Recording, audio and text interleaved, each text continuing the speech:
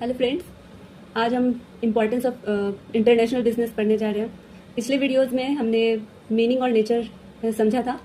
आज बिल्कुल भी ना करते हुए हम लोग टॉपिक्स पे डायरेक्ट करते हैं। पहला है लार्ज मार्केट। इंटरनेशनल बिजनेस का इंपॉर्टेंस है, फर्स्ट पॉइंट है लार्ज मार्केट। इसको बहुत रियल लाइफ एग्जाम्पल के साथ समझते हैं ताकि आप लोग को बहुत अच्छे से समझ में आ जाए और कॉन्सेप्ट हमेशा क्लियर रहे।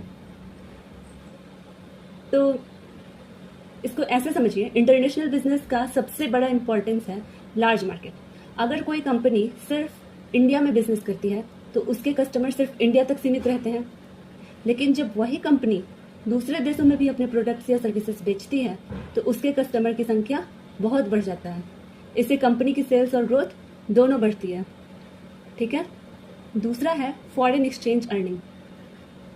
इसका एक और एग्जाम्पल के साथ समझते हैं। जैसे टाटा मोटर्स सिर्फ इंडिया में ही नहीं, साउथ अफ्रीका, यूके और कई दूसरे देशों में भी अपने व्हीकल्स बेचती है। इसी वजह से उसका मार्केट इंडिया से बाहर भी एक्सपैंड होता है। ठीक है। इसी तरह फॉरेन एक्सचेंज अर्निंग है दूसरा पॉइंट। जब इंडिया किसी दूसरे देश को गुड्स या सर्विसेज एक्सपोर्ट करता है तो बदले में फॉरेन करेंसी मिलता है। इस फॉरेन करेंसी को फॉरेन एक्सचेंज कहते हैं। फॉरेन एक्सचेंज देश के लिए बहुत इंपॉर्टेंट होता है क्योंकि इससे इंपोर्ट्स का पेमेंट किया जाता है और इकोनॉमी को सपोर्ट मिलता है। जैसे इन्फोसिस और टीसीएस जब अमेरिका के क्लाइंट्स को सॉफ्टवेयर सर्विसेज देती है तो पेमेंट डॉलर में मिलता है।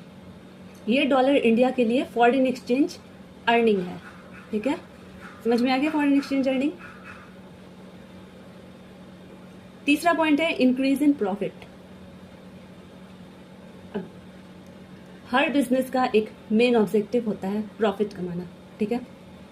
जब बिजनेस सिर्फ एक देश में होता है तो कस्टमर की संख्या लिमिटेड होती है। लेकिन जब वही कंपनी अपने प्रोडक्ट्स को दूसरे देशों में भी बेचना शुरू करती है तो उसकी सेल्स बढ़ जाती है। जितनी ज़्यादा सेल्स होगी उतनी ही ज़्यादा प्रॉफिट कमाने का मौका मिलेगा। जैसे एप्पल अगर सिर्फ अमेरिका में आईफोन बेचती है तो उसका प्रॉफिट इतना नहीं होता। लेकिन आज एप्पल इंडिया, जापान, यूके, दुनिया के कई देशों में प्रोडक्ट्स बेच रही है। इसी वजह से उसका प्रॉफिट बहुत ज़्यादा है। ठीक है। फिर आता है better utilisation of resources.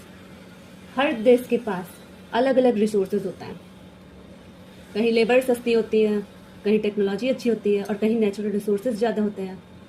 International business की वजह से कंपनीज उन रिसोर्सेज का बेस्ट यूज कर सकती हैं। जैसे इंडिया में स्किल्ड आईटी प्रोफेशनल्स ज़्यादा हैं, इसीलिए टीसीएस और इन्फोसिस दुनिया भर को सॉफ्टवेयर सर्विसेज देती है। ठीक। चौथा है बेटर यूटिलाइजेशन ऑफ रिसोर्सेज।